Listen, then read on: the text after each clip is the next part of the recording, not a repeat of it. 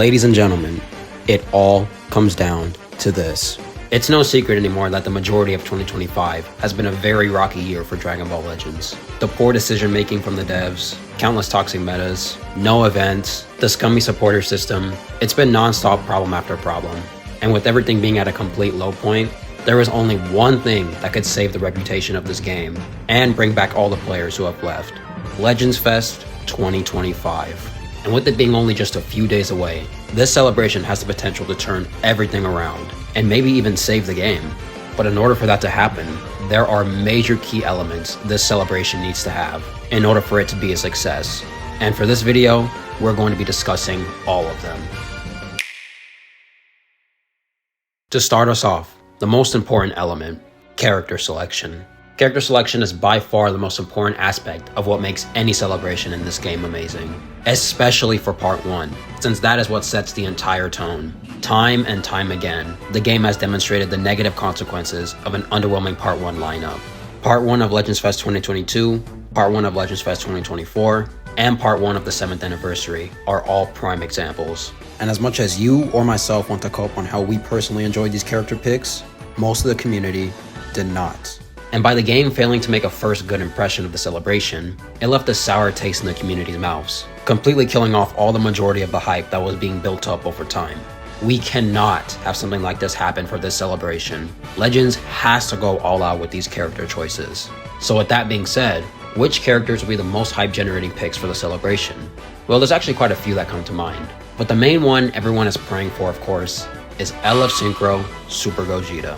This character is a must happen for this celebration.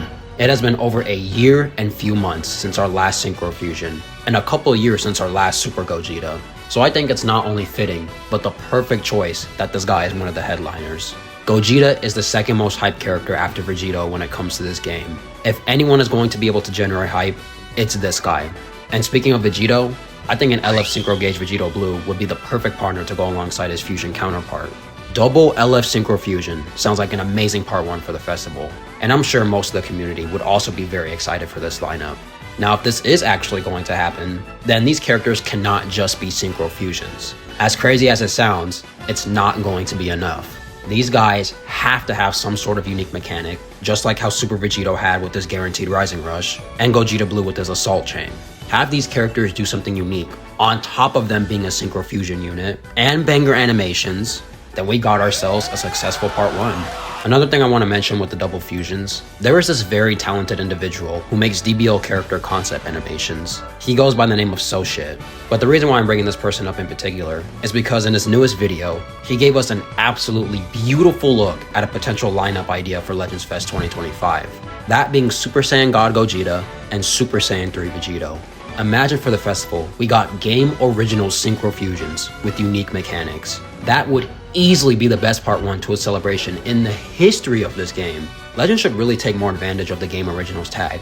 Infinite amount of hype possibilities. Man, could they really cook something up.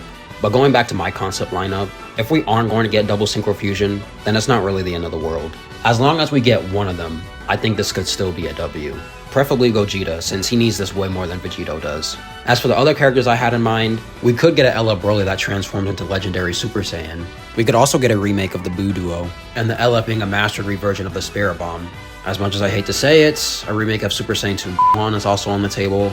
Maybe a Vegito Blue that revives into Sword of Hope Trunks, which is personally one of my most wanted characters of all time. There is honestly an infinite amount of possibilities, but if I had to put my money on something, I would go with the double Synchro Fusion for Part 1. As for Part 2 and Part 3, I'll briefly go over it so we can get to the other topics. Part 2 should 100% be Diamond related. Hell no! We done! We done! It's done! It's done, bro! No! No! Yeah, I know. Whether you like it or not though, Daima is the newest and most exciting form of Dragon Ball media currently. What I'm personally hoping to see from this is Mini Super Saiyan 4 Goku and Mini Super Saiyan 3 Vegeta that both transform into their adult versions. And for the 1% Sparkings, we could get a Third Eye Goma and a Piccolo. That would be a banger ass Part 2 if you ask me. And as for the Part 3 Ultra, there's really only two solid picks to go with. Number 1 could either be full power Super Saiyan 4 Goku with a standby mechanic that lets you go into Majub, or it could also be the one and only Goat of all goats, King of all kings, Ultra MUI. Goku. Either one of these guys, I'd be completely over the moon for. To be honest, as long as it's not a fuck-ass Gohan character, we're eating good. Moving on to the second major element, maintaining hype and amazing reveals. This subject is something Legends usually does a really good job at. But once again, we've seen the negative consequences of what happens when it's executed poorly. The biggest example of this being the part 1 of the 7th anniversary. This celebration had been hyped up for over an entire year, with it being talked about as early as the 6th anniversary in 2024. And we even got the UI of the entire game updated, alongside the app itself being made bigger, to the point where even certain devices couldn't handle the game anymore. No celebration to date had higher expectations than this one. Yet, all the hype that was built up, just for the units to get leaked. The leaking of these characters already caused major damage to the hype built up. But them not having any unique mechanics and just being the average run-of-the-mill transforming character, and no new models to top it all off, is what completely killed it off. Another example is again, Legends Fest 2024. The reveals for these characters just felt so sloppy and rushed. They just immediately showed us Vegito and Goku Black, without even giving an ounce of effort to try to build up hype. And later in the reveals, they just showed us the 1% Sparkings after. Like, no bitch, you don't do that. We all know you're supposed to show the 1% Sparkings first, and then the big LF. I don't know why they were trying to be different with this, but clearly it did not work. These mistakes cannot be repeated again. Maintaining the hype is a key important factor when it comes to celebrations. And Legends can easily pull this off. For starters, don't fucking leak your characters. I don't know why my goal always has to be the one to suffer from this, but just stop. It's very clear that this marketing tactic is not going to work anymore, so don't even bother. And number 2, the reveal itself needs to be insane. Look at my succulent gold Ultra UI Goku, who got a whole ass orchestra to glaze him for his grand entrance. Or fusing Super Vegito and Gogeta, where they had 2 choreographed dancers absolutely tearing up the dance floor. And we can't forget about Ultra Namek Goku and Frieza, where the legend himself, Hironobu Kageyama, gave us a beautiful performance leading up to the big reveal. Great reveals can and have been done time and time again. So there is absolutely no reason why it shouldn't be present for this Legends Festival. I want to see some crazy shit. Give us fireworks that form into the shape of Gogeta. Launch a nuke with Vegito's face on it and blow up Israel. Go crazy, go stupid, because we want to see it. And there's no better time to do it than now. Last but not least, the final key element to make Legends Fest 2025 a banger. PvE content and rewards. Creating, innovating, and engaging PvE content is something that Legends has been struggling with for years. Even with other major celebrations, the lack of events to do was just downright pathetic. Even though the core focus of this game is PvP, there is always going to be people who just have their days where they don't want to play that shit. And going even further, there's a whole other half of the player base that doesn't even touch PvP at all. It's time for the devs to really start locking in and coming up with new creative ideas for events to really keep the momentum of the celebration in full effect. Having these dead weeks like we did during the 7th anniversary is just completely unacceptable. We should be getting a new event every 2 to 3 weeks, maybe even sooner than that. Why not take inspiration from the newest event, Dramatic Battle? In my personal opinion, this is hands down the most fun and unique event Legends has done in a long time.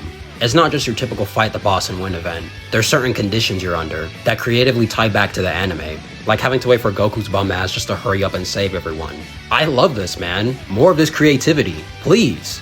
And of course, make sure to be giving out lots of Zenkais and unique equipments. The fact that we only got 1 Zenkai in the entirety of the 7th anniversary is just embarrassing. It doesn't matter what character comes out. If you're not constantly keeping the hype and momentum going throughout the entire celebration, people are eventually going to get bored. Moving on to rewards. Most of the time during a celebration, Legends is fairly generous when it comes to giving out resources. Once again, going back to the 7th anniversary, where we just get CC for existing. Let this type of generosity be the norm. Give players their CC, give them their slower movers, energy, Zenny, all of it.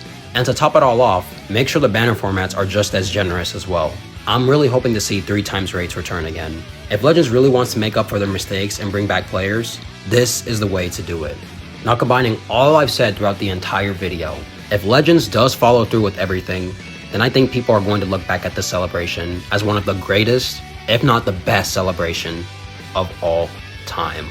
Anyways, that's all I gotta say. Let me know your thoughts on Legends Fest 2025. Whether that be your personal character predictions, who will be getting a Zenkai or unique equipment, let me know in the comments below. And with all that being said, Thank you so much for watching. Hope you have a blessed day, and I'll catch you in the next one. Peace out.